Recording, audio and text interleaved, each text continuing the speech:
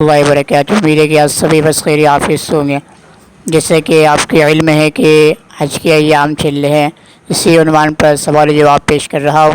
آج یہ سوال پیش کیا جا رہا ہے کہ قرضہ لے کر حج اور عمرہ کرنا، اور قرض ہو اور قرضے کی ادائیگی کی فکر کر لے کر قرضے کی ادائیگی کی فکر کرنا، یہ سوال پیش کیا جا رہا ہے۔ امید ہے کہ آپ کے علم میں اضافہ کرے گا۔ چلتے ہیں اپنے سوال و جواب کی طرح۔ درود شریف پڑھ لیجیے۔ اللہم صلی علی محمد وعلی آل محمد کما صلیت علی ابراہیم وعلی آل ابراہیم انک حمید مجید۔ اللہم بارک علی محمد وعلی آل محمد کما بارکت علی ابراہیم وعلی آل ابراہیم انک حمید مجید۔ حج فرض کے لیے قرضہ لینا۔ سوال: قرض لے کر زید حج کر سکتا ہے یا نہیں؟ اور قرضہ دینے والا خوشی سے کہتا ہے کہ آپ حج کرنے جائیں، میں پیسے دیتا ہوں، بعد میں پیسے دے دینا۔ جواب: اگر حج فرض ہے تو قرض مل سکتا ہے تو ضرور قرض لینا چاہیے۔ اگر فرض نہ ہو تو بھی قرض لے کر حج کرنا جائز ہے۔ قرض لے کر حج اور عمرہ کرنا۔ سوال: میرا ارادہ عمرہ کرنے کا ہے، میں نے ایک کمیٹی ڈالی تھی، خیال تھا کہ اس کے پیسے نکل آئیں گے، مگر وہ نہیں نکلے۔ امید ہے کہ آئندہ مہینہ تک نکل آئے گی۔ میں معلوم کرنا چاہتا ہوں کہ آیا میں کسی سے رقم لے کر عمرہ کر سکتا ہوں؟ واپسی پر ادا کر دوں گا۔ آپ یہ بتائیں، قرض حسنہ سے عمرہ ادا ہو سکتا ہے؟ جواب: اگر قرضہ بسہولت ادا ہونے کی توقع ہو تو قرض لے کر حج عمرہ کرنا صحیح ہے۔ مقروض آدمی کا حج کرنا جائز ہے، لیکن قرض ادا کرنے کی بھی فکر کرے۔ سوال: ایک صاحب مقروض ہیں، لیکن پیسے آتے ہی قرضہ واپس کرنے کے وہ پاکستان سے اپنی والدہ کو ساتھ لے کر خود بھی حج کرتے ہیں۔ ایسے حج کرنے کے بارے میں شرعی حیثیت کیا ہے؟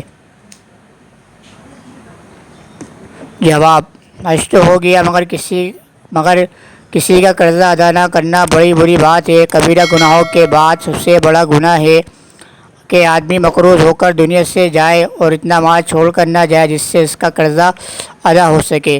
میت کا قرض جب تک ادا نہ کیا جائے گا وہ محبوس رہتا ہے، اس لیے ادائے قرض کا اہتمام سب سے اہم چیز ہے۔ یہاں پر سوال یہ پیش کیا گیا سائل محترم کی طرف سے کہ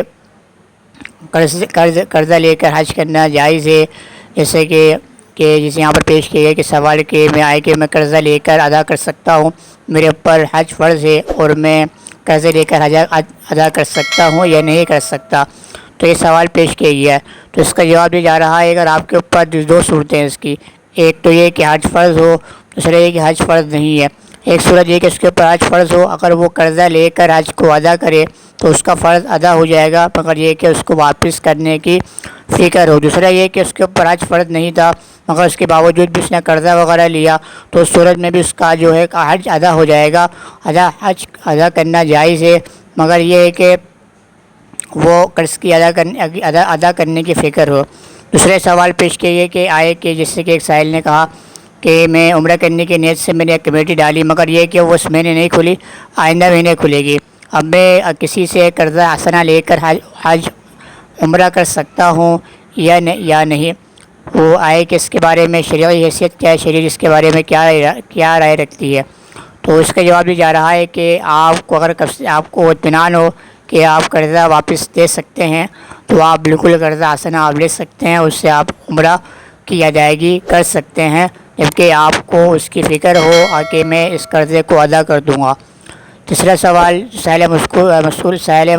سائل کی طرف سے جو کہ پیش کیا گیا کہ انسان کے پاس قرض تھا، مگر قرض کا وہ پیسے وغیرہ آ گئے، بجائے وہ قرض کو ادا کرنے کے وہ حج پہ چلا جاتا ہے۔ اب آئے کہ اس کا یہ عمل حج عمرہ جو بھی کرنے جائے گا وہ قابل قبول ہوگا، اپنی والدہ کے ساتھ گیا ہے، تو اس کا جواب دیا جا رہا ہے کہ حج تو قبول ہو جائے گا، حج عمرے پہ گیا ہے، مگر یہ کہ انسان کو اس کی قرضے کی فکر کرنی چاہیے۔ یہ معلوم نہیں ہے کہ کئی انسان کو موت آ جائے، اور یہ کہ اس کے بعد اتنا ترقہ ہونا چاہیے کہ جب انسان دنیا سے رخصت ہو رہا ہو تو یہ کہ وہ اس کے ورثاء ہیں اس میں سے وہ بعد میں سے جو قرضہ ہیں اس کے ادا کر سکیں، کیونکہ جب تک انسان کے قرض رہتا ہے تو انسان محبوس رہتا ہے، کیونکہ حقوق العباد میں سے کہ ایک انسان بہت سارے اعمال کرتا ہے، آخرت میں جب اللہ تعالیٰ کے سامنے پیش ہوگا، بڑے بڑے نمازیں روزے تہجد گزار ہوگا، مگر لوگوں کے حقوق کو کھایا ہوگا، تو اللہ تعالیٰ کیا اس کو جہنم میں ڈالنے کا حکم دے دیں گے۔ تو یہ کہ اللہ تعالیٰ اپنے حقوق تو معاف کر سکتے ہیں، حقوق اللہ معاف ہو سکتے ہیں، مگر حقوق العباد جو ہیں وہ معاف نہیں ہو سکتے جب تک کہ بندہ معاف نہ کرے۔ تو یہ کہ انسانوں کو اس کی فکر کرنی چاہیے، نہ یہ کہ انسان بس غفلت میں زندگی گزارے۔ امید ہے کہ بعد آپ سائل محترم کے لیے بات واضح ہو گئی ہوگی۔ آپ سے بھی ریکویسٹ ہے کہ آپ کے ذہن میں کوئی سوال گردش کر رہا ہو تو آپ پیش کر سکتے ہیں، انشاءاللہ قرآن سنت کی روشنی میں آپ کو میں اس کا جواب دوں گا۔ آپ سے ریکویسٹ ہے کہ آپ چینل کو آپ سبسکرائب کیجیے، فیس بک پہ آن لائن قرآن مجید کے حدیث کے نام سے، انسٹاگرام محمد زید کے نام سے، ٹک ٹاک کے نام محمد زید کے نام سے، اسنیپ کے نام محمد زید کے نام سے میری آئی ڈی مینشن ہے، اس کو بھی آپ فالو کر سکتے ہیں۔ کل انشاءاللہ نئے اسی عنوان پر نئے سوال جواب کے ساتھ آپ کے سامنے حاضر خدمت ہوں گا۔ میں آپ سے کہنا چاہتا ہوں السلام علیکم ورحمۃ اللہ وبرکاتہ۔ ٹیک کیئر، اللہ حافظ۔